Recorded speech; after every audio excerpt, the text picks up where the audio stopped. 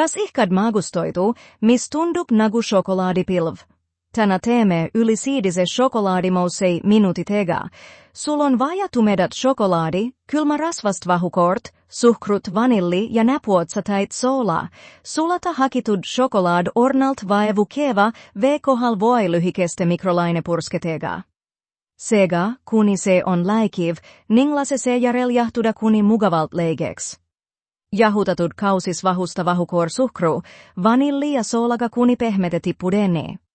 Tosta lusikatäis vahukort šokolaadi ja vispelda sisse, et seda kergemaks muuta. Nüüd voldi üle jäänud koor ettevaatlikult sisse, pöörates kaussi ja tõstes aeglaselt. Lapeta, kui triibud pea egu kaovad, sest liigne segamine voib selle unistava tekstuuri rikkuda. Jaotamus klaasidesse, silu pealispind ja jahuta vähemmalt tund. Kylmkap muudab selle ohulliseksi, siidiseksi ja intensiivselt šokolaadiseksi.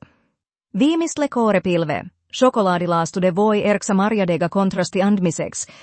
Igasuutäis sulapsuus, jättes puhta šokolaadiroomu ja ornalt kergemagususe. Valmista ette enne öhtysöögipidusid, kohtinguid voi kiireks nädalapäivä tähistamiseksi.